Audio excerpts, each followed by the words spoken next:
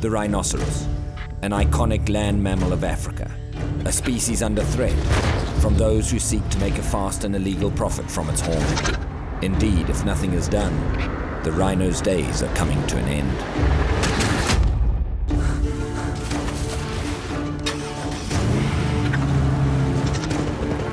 When people and animals collide, things are never simple. In this wildlife-human conflict, I'm often called in to seek out the truth, to find out what's really happening on the front line.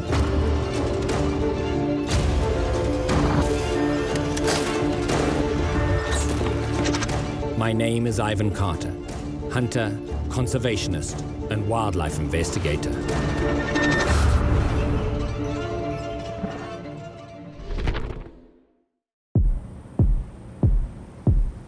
I'm in Zululand Rhino Reserve in the eastern region of South Africa.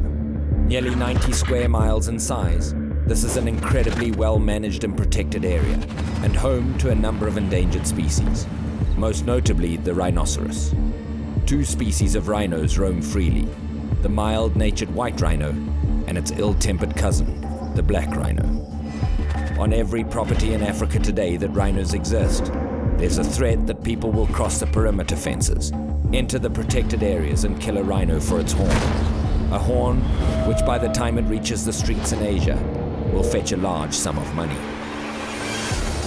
I've witnessed the devastating results of these attacks before, and I've returned to the region to continue my investigation of this rhino war. I receive word that a black rhino in the area has been found dead. What's worse, we find out that it was a nursing mother. There is an abandoned calf out there somewhere, hidden and terrified. I arrive at the scene where I meet with Karen Holmes, manager of the reserve, and wildlife veterinarian Mike Toft. A helicopter's being mobilized, and Karen's key rhino tracker, Stony, a man whose reputation with rhinos is exceptional, is tasked with scouring the area for any signs of the baby. A rhino cow was killed last night, and she had a small calf. Stony has managed by just quietly and slowly following the tracks to locate the direction that that calf is going. So we're going to go in there and see if we can actually see it. Then we're going to call the vet with a helicopter who's going to dart the calf and move it to an orphanage. Great.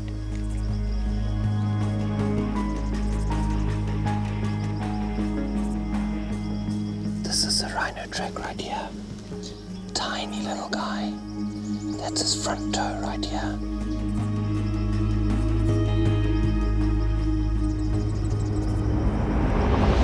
Stony suddenly freezes. The flicker of an ear, nearly invisible. We've seen this little rhino. He's just lying down in the thicket there, almost impossible to see, but I don't want to go closer. If any of us go closer, we run the risk of him smelling us or seeing us.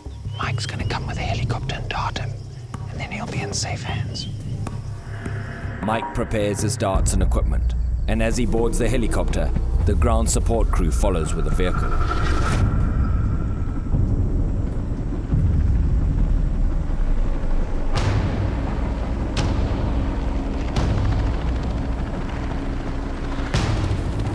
The helicopter arrives, and Stony and I point to where the rhino lies. Mike hangs out of the chopper, his dart gun primed and ready.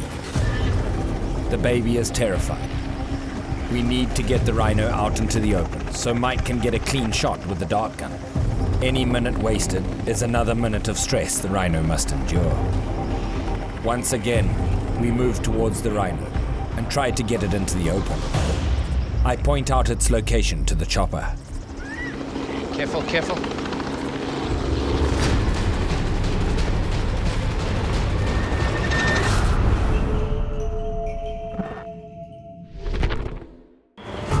My name is Ivan Carter. I'm in the eastern region of South Africa, investigating rhino poaching on the Zululand Rhino Reserve. I'm currently in a rescue operation to save an orphaned rhino. The baby charges out from cover. Careful, careful.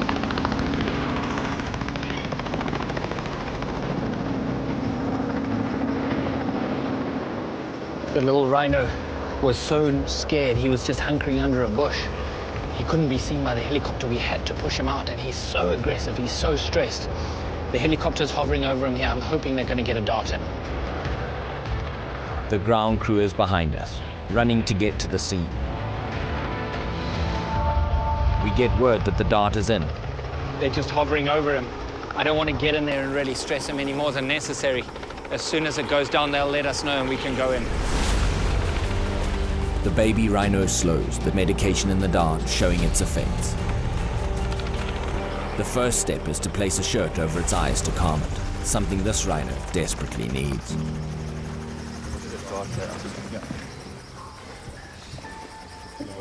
The stakes are high. With an animal this small, the powerful drug, M99, needs to be used sparingly and accurately. Too little will have no effect, and too much will quickly kill her. Finally secure and stabilized, we prepared to transport her to the vehicle. In light of this disaster, at least something's gone right. At least we managed to find this little guy, or little girl, as it turns out.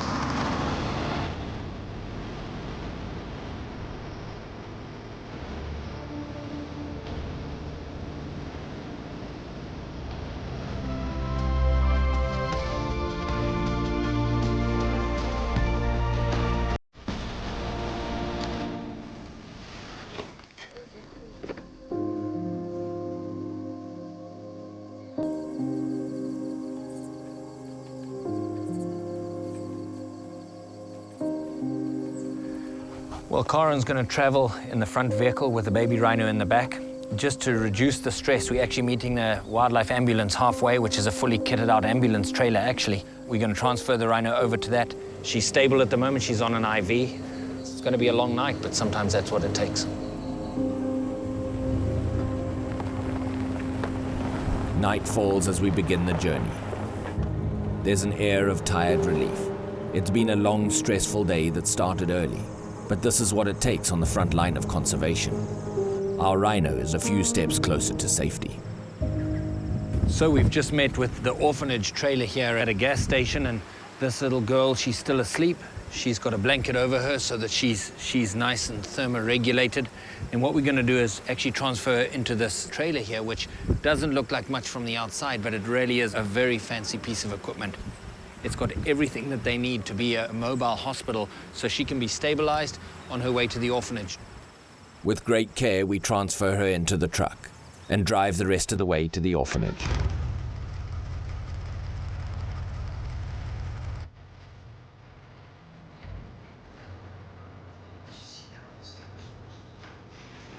This is the end of the journey here, and as you can see, it's a very well thought out facility. There's a heat lamp with some straw behind me here. The floor is all rubber mats, so it's not going to slip. It's heated in here, and as soon as the rhino is in here, it's a nice quiet environment so that she can settle in here. And you know, this is the end of this part of the journey and the beginning of her rest of her life.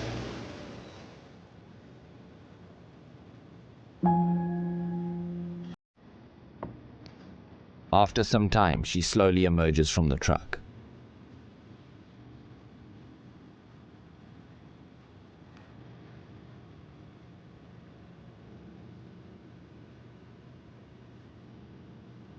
Cautiously examining her temporary home, everything is strange and unfamiliar.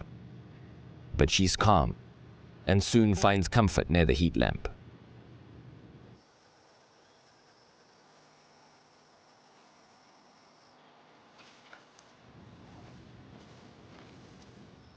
I look around me. I'm surrounded by greatness, quiet, confident people, absorbed in the moment.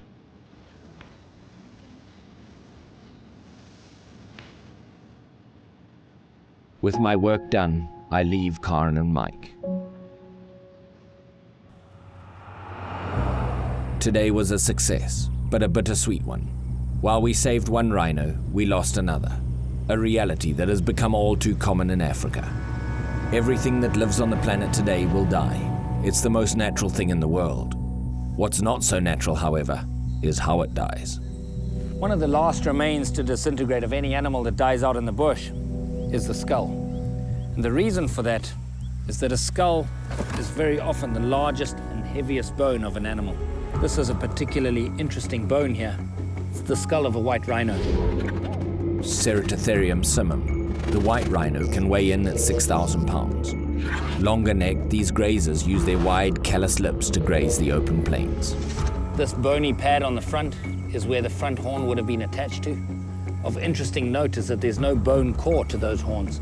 They really are truly just a growth that's made out of the same material as your fingernails. Here's another rhino skull. This one is a black rhino, a lot shorter. Diceras bicornis, black rhino or hook-lip rhinos. A short, squat animal weighing in at about 3,000 pounds. Being browsers, their most distinguishing characteristic is their hook lip. This rhino is completely clean, probably died a totally natural death. Nothing natural about the way this rhino died. A bullet hole through the brain, axe marks on the back horn, and in their haste to escape, they just chopped the whole front of its face off. Another white rhino that suffered the same fate. In their haste to get out of there, these guys were very sloppy with their axe cuts. You never know if this rhino was truly dead when that was going on or not. You sure can tell a lot from a skull left to rot in the bush. Statistically, in today's Africa, white rhinos are poached significantly more than black rhinos. Why is this? I hope I can uncover the truth behind the issue here. I'm on the Zululand Rhino Reserve, and one of the reasons for coming down here is to discover why so many more white rhino are poached than black rhino. We've got access to a helicopter here. We're going to look at the terrain from the air. We're going to try and walk up to some white rhino, walk up to some black rhino, and really get an idea from a poacher's perspective how different each hunting scenario would be, bearing in mind that you've got to stay under the radar. I take to the air and am met with a vast terrain of both wide open plains and dense African brush, alive with wildlife. Anytime you get to an open area, that's where we're scanning for the white rhino. We're not even trying to see a black rhino because at this time of the day, being nocturnal, they're in the densest of thickets. So what I'm trying to ascertain here is, are the poachers targeting these white rhinos on purpose, or is it just easier to find a white rhino? It's not long before we spot our first group of white rhinos. I need to look at this terrain from a poacher's perspective. They're going to look at the location of a rhino, and they're also going to look at all times how fast they can get back to the boundary. Once they've shot a rhino, once they've got that horn in their backpack, they're going to be making a beeline for the closest possible boundary. But how accessible are those boundaries to the outside world? I return to the ground to get a better idea. I'm standing right here in a private game reserve, and it's a game reserve that's very well funded, it's very well managed. And so you would imagine that the wildlife that roams around in here is incredibly well protected. Unfortunately, every game reserve has got a boundary of some sort. What's in the background here is actually very sinister. You've got a bunch of villages overlooking this very resource. Every animal that's roaming around in here at some stage or another will walk near the boundary. You've got people out there who are financially marginalized. You've got people out there who will do anything for a quick buck. And everybody knows the value of a rhino today. Right in front of me, we've got a tragedy that has unfolded a couple of months ago.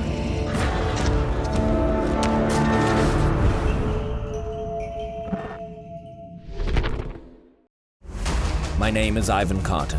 I'm in South Africa, investigating the rhino poaching situation on the Zululand Rhino Reserve. A very well-protected private reserve where I come across another victim of this rhino war. What's in the background here is actually very sinister. Literally within sight of the community, within a couple of 100 yards of the boundary, a rhino cow and calf were gunned down as they fed through this grass one evening. Within 5 minutes, these guys can get over the fence. Another 10 minutes to get to the rhino, shoot it, a few minutes of chopping the horn, and in less than half an hour, they're back into the community. The horn gets slammed into the trunk of a car, and everything else is just left out here to waste and rot away. I meet with one of the managers, who, for security reasons, needs to remain anonymous. He walks me through the chain of events that led to this grisly scene. You'll find that a lot of the organizers or the trigger pullers, whatever you'd like to call them, they'll attend weddings, they'll attend funerals, they'll attend soccer matches, and this is where they recruit their people from. They find a guy that likes to drink a lot, that likes to talk a lot, they give him $100 and information starts flowing freely from there. Once a guy's hooked and once he's tasted that, living on a subsistence livelihood here, and suddenly there's money coming in for free, what is the guy going to do? You know, he's going to do what he needs to do to provide for his family. Absolutely. The manager walks me through the methods these poachers use to target unsuspecting rhinos. You'd have two teams. So you'd have two guys sitting on top of the hill overlooking this, and you'd have two guys hiding right by the fence. And literally it would be, okay, there's two rhino in the area. It takes a minute to climb over the fence. Electrified, doesn't matter. It takes a minute to climb over. They sometimes cut it or they just get over Cut, the thing. climb over, whatever's easiest for them, whatever is quickest for them. Any movement inside, those guys sitting on top of the vantage point, it's a second cell phone call.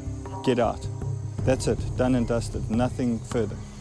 Clearly, it's difficult to secure these borders, regardless of how sophisticated they might be. But with a very limited window of opportunity, it seems these poachers will attack any rhino they come across. So why are the white rhinos still the most common victims?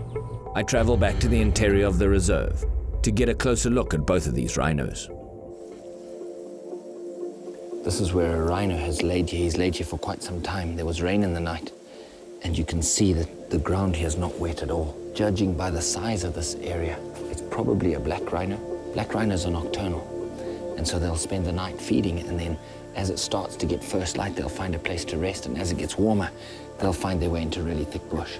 He's been out here, he's very, very likely to still be in the vicinity, and so I'm sure from this spot, we're going to be able to find a fresh track, and hopefully be on him in a few minutes' time. With the help of our tracker, the group and I quickly pick up on the rhino's trail. Finding fresh sign, we stop and make rhino-like noises to see if he'll challenge us. The sounds that Dylan's making on this tree are the sounds of a rhino rubbing on the tree. We've got to be really, really quiet so there's no human sounds. He's breaking a few branches there. We see no sign of the rhino and proceed to make more noise. Okay, we found the rhino. We're going to get up in this tree right here and try and call this rhino into us. Come, let's try. After some more snorting and branch breaking, curiosity finally gets the better of our rhino. We continue to make noise to coax the rhino in closer and quickly climb into the safety of a tree, or at least I hope.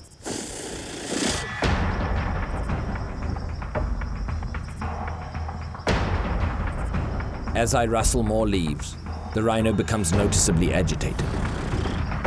Is he onto us?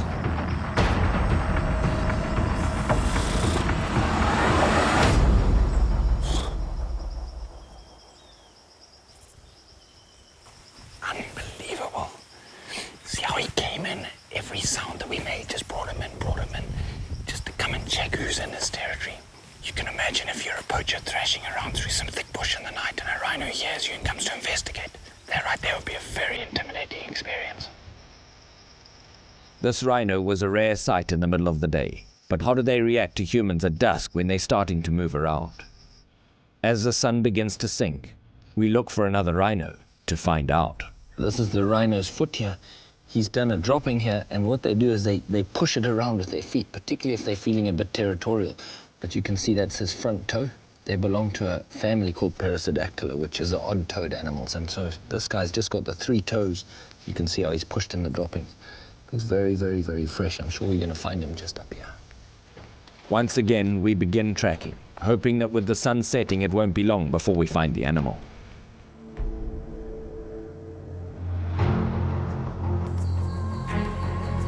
So we've got this rhino just lying down in front of us here. You know, rhinos have got this reputation of being really, really cantankerous. They've got the reputation of being one of the most dangerous animals. But what we're going to try and do is we're going to go in here. We're going to try and see how close we can get to him and then probably alert him to the fact that we're here and just see what his reaction is. It's not long before the rhino rises with the setting sun. Perhaps a touch hastily, I pick the closest tree to climb. It's not as high as I would like, but there are few other options.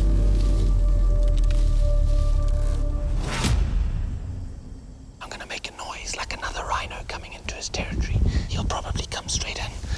I'm not quite high enough here, but hopefully this will all go okay.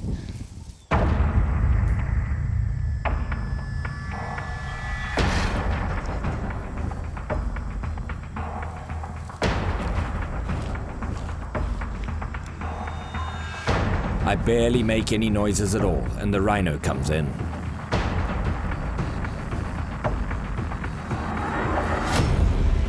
He begins to posture, and he looks agitated.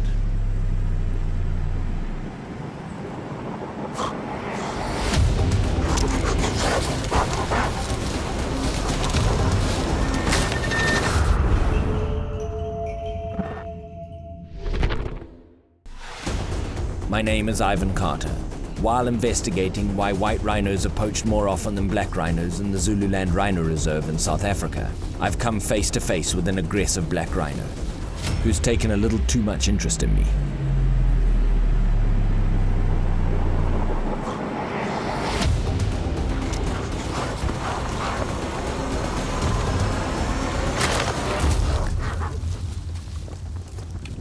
Now that was too close for comfort. And that right there is what earns these animals a reputation of being so cantankerous. But as you can see, he's just asserting his authority. As soon as he feels like he's got that authority and he realizes we're human, he's out of here. That right there is a black rhino. It's now decidedly clear why a poacher would be less inclined to attack a black rhino. It took very little provocation for him to attack. Clearly, these are formidably aggressive animals and undoubtedly dangerous to a would-be poacher. But what about white rhinos? While they're known to be relatively placid animals, surely they share some of the defensive characteristics of their black counterparts. I venture into the open plains to find out. You know, this is really very typical white rhino habitat. The wind is perfect. You can see they're a lot more relaxed than the black rhino. Much more social than their black cousins, white rhinos tend to travel in groups. Nevertheless, I approach carefully. There are no trees to hide in if things go awry. Okay, they've heard me moving here.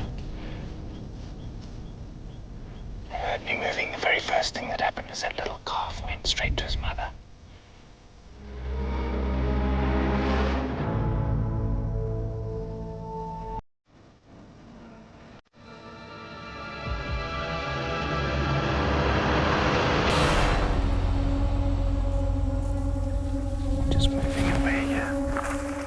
The herd is clearly wary of my presence.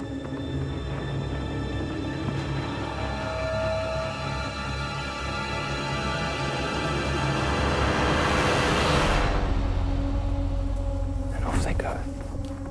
They run to a safer distance. As you could see as I approached those white rhino, all they did is really look at me and then move gracefully out of the way. With a black rhino, it would have been very different. While the white rhinos are clearly anxious, they appear to be far less confrontational than black rhinos. From a poaching perspective, it's now clear why they'd be more inclined to attack white rhinos. It's been a successful day. I've learned a lot from the Zululand Rhino Reserve. My plans for tomorrow come to a halt, however, when an early morning call comes in from Kruger National Park. With haste, I travel to the renowned game reserve to see what's really happening. As one of the section rangers here in Kruger, Richard leads his anti-poaching operatives under SANParks. The vultures have been here. A couple of days ago, this was rhinos walking around. Now it's just the scene of a massacre.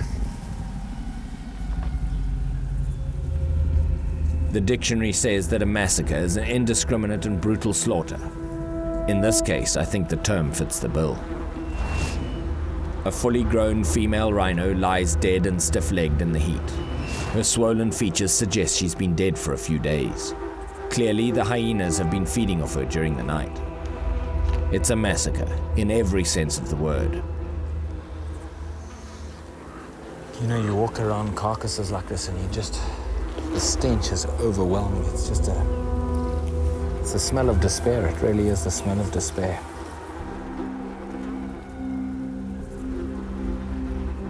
This is a waste. This would have generated income through photographic tourism, specifically to this area.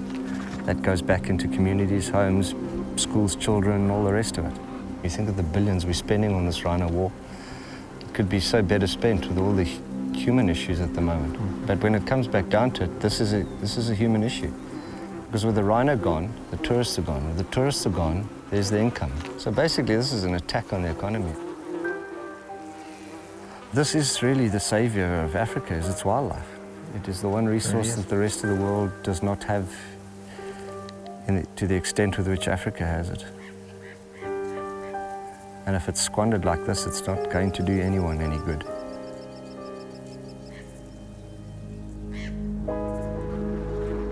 Richard's words sink in. There's a bigger picture here, a bigger story than at first might meet the eye. Upon further investigation, we discover there's more to this crime scene. Looks like the hyena tracks go here. You can just see they've come backwards and forwards and backwards and forwards. Hyenas usually roam in packs. Clearly, they were feeding on the carcass during the night. We follow the tracks and make a grisly discovery.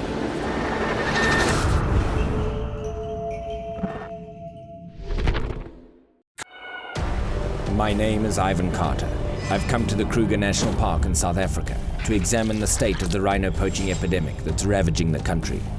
Section Ranger Richard Sowry and I are at the scene of a recent poaching attack that left a female rhino dead. But I've made a more tragic discovery. The sight is gruesome indeed. So this is a young sub-adult bull rhino, only a year and a half, 2 years old. Barely older than the infant we found in Zululand, and with barely a horn to call its own. Being so young, it's no surprise to find it as close to its deceased mother. But what happened here? As with all crime scenes, the clues tell the story. Richard and I start our investigation with the mother. The shots were heard in 2 volleys of 4. And they were about 10 or 15 minutes apart. This was the mother. The poachers probably followed this one, being that it's the biggest one. The calf at the same time, I believe, right here got confused. For the first time ever in his life, this little guy wasn't right next to his mother. So he may have still heard the mother squealing, started walking up here, at which point, instead of finding his mother, he found a poacher with a loaded rifle. The shots were fired, he turned and probably stumbled and fell here. Got up, and finally, when he couldn't go any further, he's laid down over here. They have a very, very tight bond with the female. He was probably very confused as to why she wasn't right here. They finished chopping off her horn and then approached him. There's little doubt in my mind that they approached him while he was still alive. He has an axe mark in his back. Whether they'd run out of ammo or whether they were just trying to conserve a $5 or a $10 shell, what they would have done is first tried to chop his spine to disable him. That didn't work. That cut hasn't gone into his spine. He's not big enough for them to truly be scared of him. And so they started to chop. One of the first chops hit him a full 10 inches away from his horn. They were having a hard time hitting the mark as this rhino struggled to get up, struggled to get away. And time after time, the axe came down in his face. And the harsh reality of this story is that his face was chopped off while he was still alive.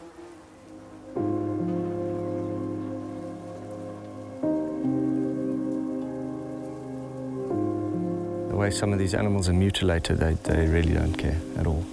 Achilles tendons hacked through to stop it running away, spines chopped with axes. And there was one we found, they'd hacked through her spine, and she couldn't obviously move, and in 5 days she had dug a hole about a foot deep with her chin, just thrashing it back and forwards, and with the blood making the soil soft. It was a horrific scene. You wonder what humanity's got to when that sort of thing becomes commonplace. And the worst thing is that you just become so hardened to it. Yeah. The first ones that I ever saw, you were emotionally shocked. You just walk up to it now and you start looking for evidence, and Carry on like it's another Feels day. like you work. You wonder what's happening to yourself. How could we as humans allow such atrocities to happen, let alone as frequently as this? The situation is indeed soul-crushing, but what factors have led to this scenario? I began my investigation in Zululand Rhino Reserve, where, through the swift, selfless actions of Karen, Mike and their team, we're able to rescue an infant rhino calf from the devastating poacher attack that took her mother's life. To better understand the strategy, I learned of the sinister tactics poachers employ to identify target rhinos.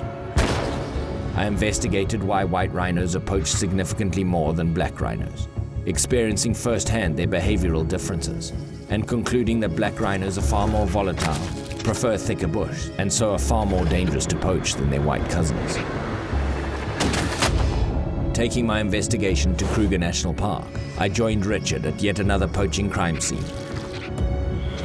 and learned of the horrific techniques these poachers use to disable their prey and claim their tainted goods. Before dawn breaks, we receive a rude awakening. Richard's Rangers have found another poaching incident in the middle of the night, and we rush into action. We've just got to get going here.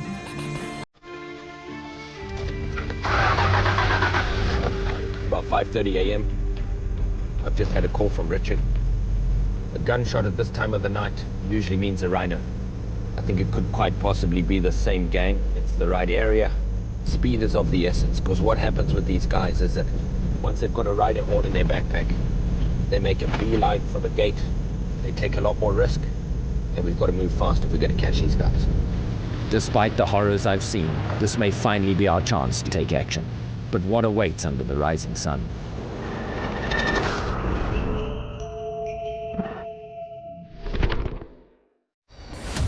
My name is Ivan Carter. While investigating rhino poaching in South Africa, Section Ranger Richard Sowry has discovered a recent poaching incident in Kruger National Park, and we're rushing to the scene in an effort to catch the culprits. Richard should be just up here somewhere. This is a roundabout where he's told us to meet at this corner. Here he is.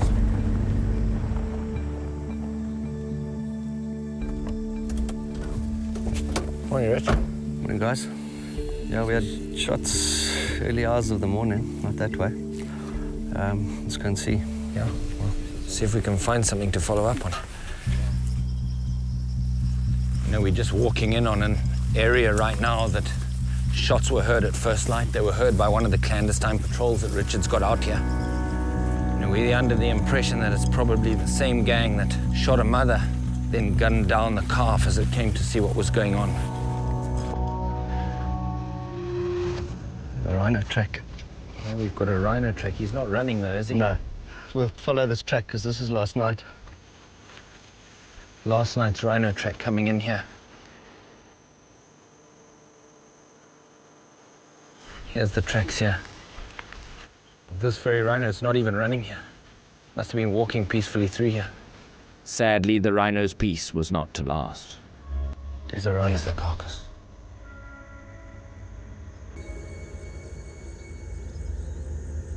Big female, huh? Yeah, big female.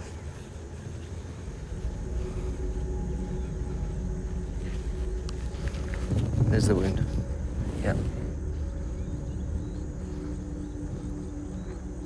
Look at the eye. It's lifelike. It's almost as if it's still alive. Which it was just a little while ago.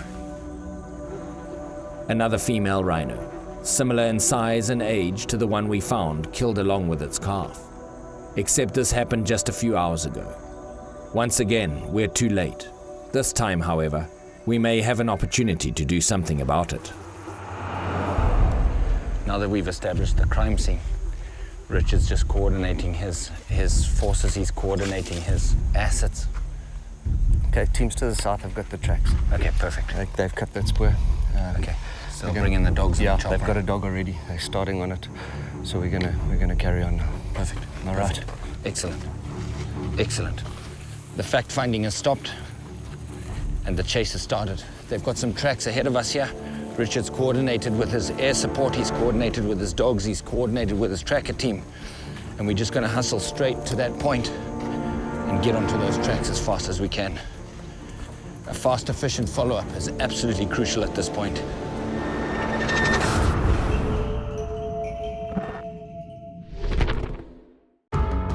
My name is Ivan Carter. I'm in the Kruger National Park with Section Ranger Richard Sowry and his team of park rangers. We've just discovered a fresh rhino carcass, and now we're on the trail of the suspected poachers. You know, when people think of dogs as being used for anti-poaching, I think they very often picture these giant attack dogs. Well, that's not it at all. These Malinois have got the most incredible nose.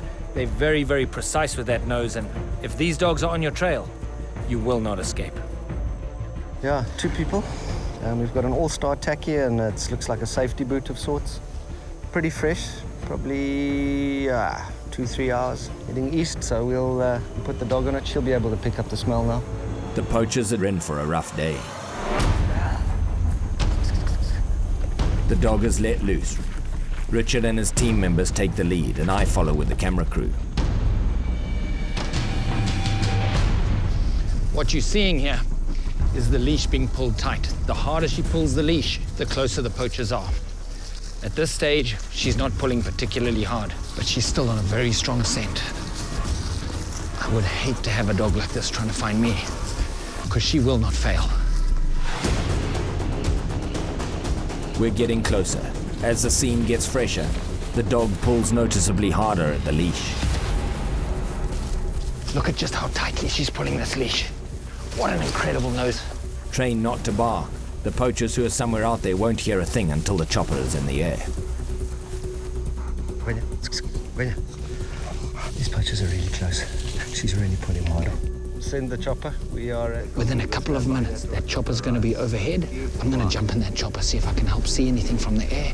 We're going to fly over in front of the dog. At that point, Richard and the dog handler are going to go as fast as they can behind the poachers. We're going to be watching from above, hopefully get them pinned down and be able to overpower them. Okay, these guys are not spooked, so we're going to wait here till the chopper gets here, Okay. and then we're going to go in. The helicopter, manned by highly trained Sand Parks operatives, arrives within moments. The stakes couldn't be higher. We need to catch these poachers before they reach the perimeter fence of the park and dissolve into the population. What I've done is I've left Richard on the ground there. The dog is on very hot tracks. You can tell by how hard it's pulling the leash. We're going to go up a few hundred yards ahead of the dog in concentric circles. That way the poachers are probably going to hide because they're not going to want to be spotted from the chopper.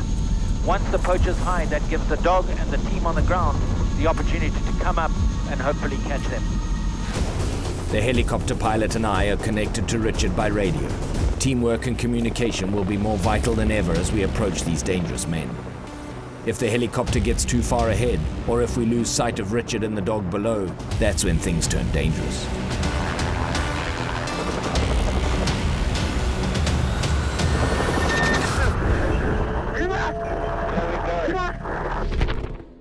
Carter's War would like to thank the following people and organizations.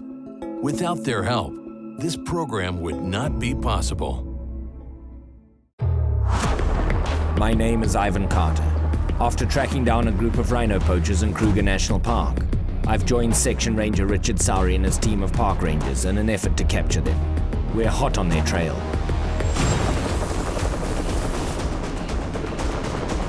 Richard and his men are on the ground with the tracker dog, hot on the scent. Chasing after desperate men with loaded weapons is extremely dangerous. From the chopper, we look for any signs of the fleeing poachers. If Richard and his men come across the poachers unexpectedly, then the situation becomes exponentially more dangerous.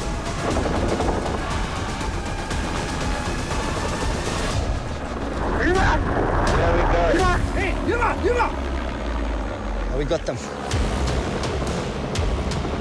Okay, Sam, switch that one there.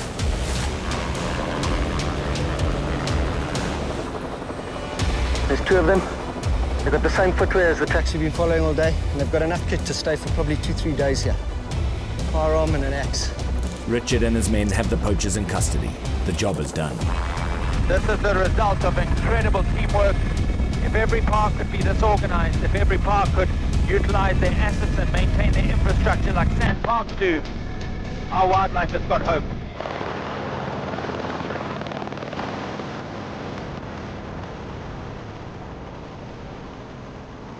Today has been a success, but it's been costly.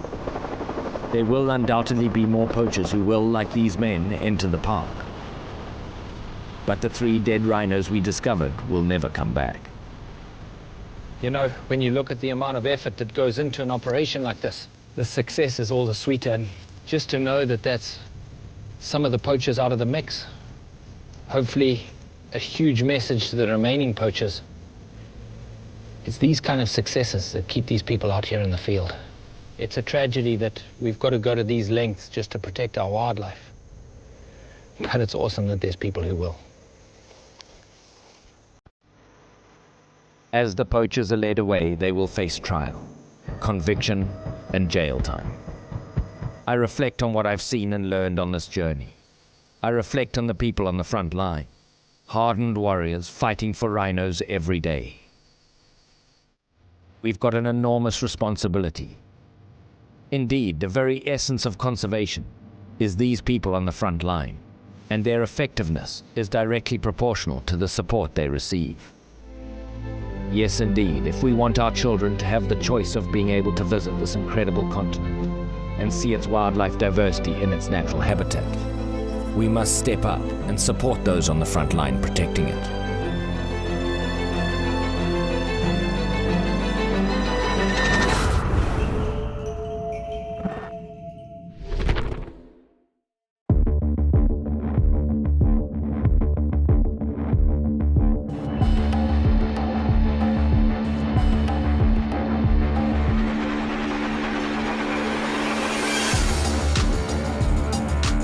If you would like to learn more about this episode, or if you'd like to support these people on the front line, please go to carterswar.com.